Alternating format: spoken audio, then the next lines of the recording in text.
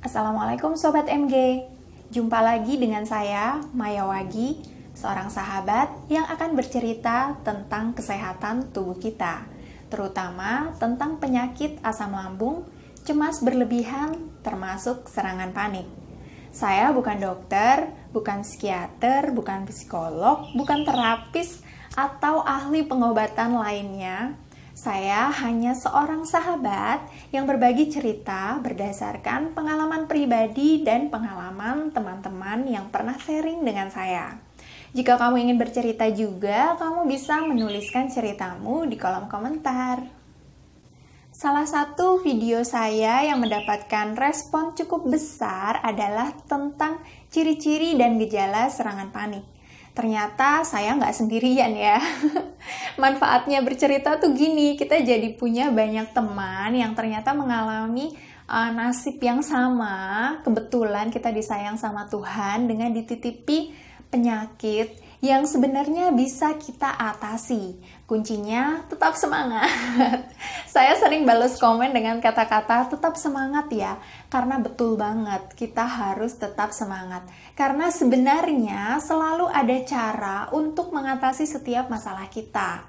Nah, dalam video kali ini saya mau berbagi tips tentang mengatasi serangan panik. Jadi mungkin teman-teman sudah tahu ya bahwa serangan panik itu merupakan respon dari akumulasi stres yang mengakibatkan cemas berlebihan, kemudian muncul tiba-tiba kayak ada badai gitu yang kita sebut dengan serangan panik atau panic attack. Nah, cara mengatasi panic attack ini salah satunya adalah dengan metode grounding. Metode grounding atau tanah ya. Iya nggak sih? Bener nggak sih grounding artinya tanah? Jadi bisa diibaratkan seperti ini kalau yang dari saya pelajari. Ada sebuah pohon. Nah, badai stres. Jadi stres itu kan kayak mungkin kita nggak sadar di alam bawah sadar ya. Misalnya sering dimarahin waktu kecil atau sering toxic relationship gitu kan, lama-lama tuh kayak stres gitu, terlalu banyak tekanan dan tidak bahagia seperti itu. Nah, kemudian stres ini lama-lama menjadi cemas berlebihan yang kadang kayak kalau saya mengibaratkannya seperti butir-butir udara saat terjadi badai itu loh. Kan kayak sebenarnya tuh kadang-kadang nggak apa-apa kan, mendung tidak berarti hujan kan. Tapi ketika butir-butir ini ketemu listrik, ketemu apa segala macam, saya nggak ngerti. Akhirnya tuh jadi badai gitu. Kita ibaratkan puting beliung. Misalnya pas lagi serangan panik itu ngerasa nggak sih kita kayak ada di bawah, di dalam puting beliung kayak gitu. Kayak semuanya tuh kayak muter, kayak nggak jelas. Dan kayak semuanya tuh amburadul gitu, panik. Nah, jadi ketika serangan panik itu datang, diibaratkan kita sedang berada di atas pohon dan kita sedang memeluk dahan pohon di atas, sedangkan itu badai muter-muter kan. Itulah yang terjadi ketika kita mengalami serangan panik. Nah, metode grounding ini adalah ketika kita di atas pohon, memeluk dahan pohon, yang harus kita lakukan adalah loncat ke tanah. Loncat ke tanah. Tapi pohonnya nggak tinggi-tinggi banget ya ceritanya, jadi nggak mati. Kalau pohonnya ketinggian mati. Ya intinya bukan loncat deh. Jadi ketika kita di atas pohon, ada badai, kita cuma diem aja di situ meluk pohon, lama-lama kita bisa ke bawah badai kan. Nah, jadi ketika ada badai itu, yang harus kita lakukan adalah kita turun menginjak tanah. Itulah yang disebut metode grounding. Menginjak tanah, karena ketika kita sudah sampai di tanah, kita bisa berlari, kita bisa mencari pertolongan, kita bisa berpikir secara logis. Nah, secara konkretnya metode grounding itu adalah sebagai berikut. Yang pertama adalah notice. Kita kenali dulu perasaan apa yang mengganggu, apa yang kita takuti, apa masalah kita. Ini bisa membuat kita menerima, oh Kalau memang masalahnya sudah terjadi dan tidak bisa diperbaiki, ya sudah, kita menerimanya dengan ikhlas. Nggak gampang sih, tapi ketika ada serangan panik, kita coba notice dulu. Oh, masalahku ini. Diingatkan kembali. Seperti itu. Kemudian, yang kedua adalah slowing down. Kita bisa tenangkan pikiran dengan cara menarik nafas dalam-dalam. Kita juga bisa menerapkan metode pernapasan 478, yaitu hirup napas melalui hidung selama 4 detik, kemudian ditahan selama 7 detik, kemudian itu keluarkan secara perlahan melalui mulut selama 8 detik. Diulangi sebanyak 3 kali. Itu teknik pernapasan 478 yang berfungsi untuk menenangkan pikiran dan meredakan stres. Kemudian metode grounding untuk mengatasi serangan panik. Yang ketiga adalah dengan connect. Jadi kan terasa ya, kalau kita lagi di atas pohon tadi itu, kita seperti kayak di awang-awang. Kalau misal pas lagi serangan panik, kita tuh kayak nggak merasakan diri kita nih, tubuh kayak nggak ada gitu nggak sih? Nah, salah satu metodenya yang ketiga ini adalah dengan connect. Kita merasakan tubuh kita sendiri. Caranya adalah misal kita lagi duduk. Kalau misal ada kursi, kita lagi berdiri, terus kita duduk. Tetapkan tapakan kaki di tanah. Tek gitu loh. Jadi kita sadar tapakan kaki di tanah, kemudian tangan nih genggam tangan. Kita rasakan, ini loh tangan kita tuh ada gitu kan. Ada gitu. Jadi ini membantu kita untuk turun ke tanah tadi itu, grounding. Jadi kita udah nggak di atas pohon lagi. Kita bisa merasakan ini loh tangan kita, bisa dipegang, ini loh gitu. Connect.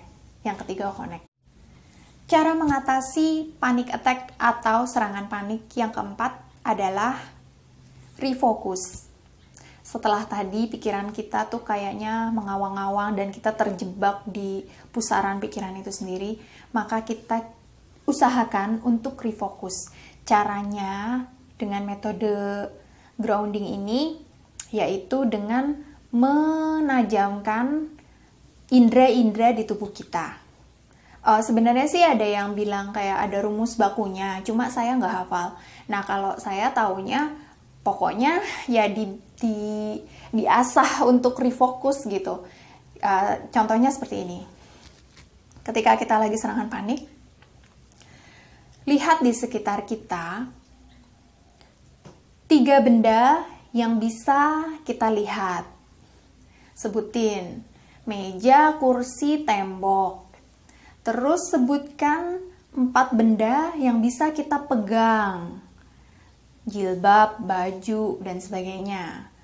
Kemudian cari lagi 5 benda yang bisa kita cium gitu. Misalnya ada bunga, makanan gitu. Kalau nggak ketemu 5 ya nggak usah stres juga buat nyari.